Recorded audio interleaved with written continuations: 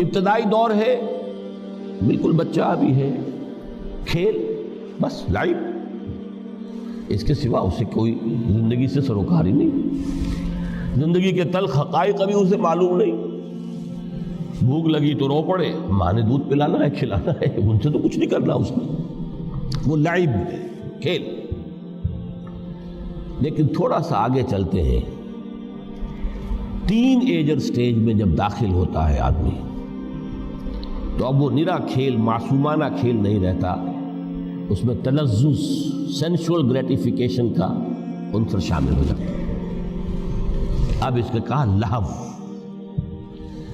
اعلموا انما الحیات الدنیا لعب و لہو۔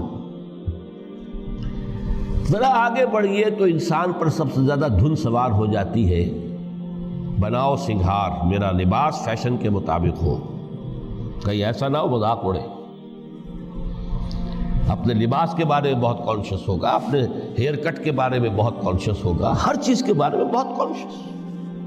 زینت، بناؤ سنگھار، آرائش، زیبائش۔ اس سے ذرا آگے گئے، تکاثر فی الاموال والانفس تفاخر بینکم، یہ سمجھیے کہ تقریباً 30 برس کی عمر جب انسان کی ہوتی ہے، اب فخر، تفاخر، یا دولت پر فخر ہوگا، یا نسب پر فخر ہوگا، یا اپنی کسی سیاسی حیثیت پر فخر ہوگا، اپنی چودراہٹ پر فخر ہوگا، تفاخر بینکم،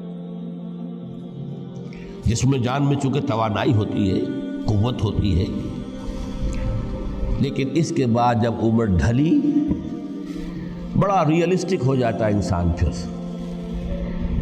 یہ جو چوتھی سٹیج تھی، اس میں تو یہ کہ مونچھ نیچی نہ ہو، چاہے سب کچھ میں اپنا خرچ کر دوں، داؤ پہ لگا دوں، لیکن مونچھ نیچی نہیں ہوگی۔ آخری سٹیج وہ ہوتی ہے کہ پھر ہوکا لگ جاتا ہے آدمی کو، تکاثر فی الاموال والاولاد، مال اور اولاد کی کثرت کثرت کثرت۔ اب یہ ہوتا ہے کہ مونچھ نیچی کیا، مونڈ بھی دی جائے تو کوئی حرج نہیں، مال آنا چاہیے، ویری ریئلسٹک۔ اور اسی حال میں انسان ہوتا ہے، آخری پارے کی صورت نے پھر اس میں ایڈ کر کے اس کے اوپر مہر لگا دی، الہاکم التکاثر حتی زرتم المقابر۔ یہ تکاثر جو ہے پیچھا نہیں چھوڑتا، اتنی دولت بھی ہے کہ آپ کی 10 نسلیں کھا سکے اطمینان سے بیٹھ کر، تب بھی صبر نہیں۔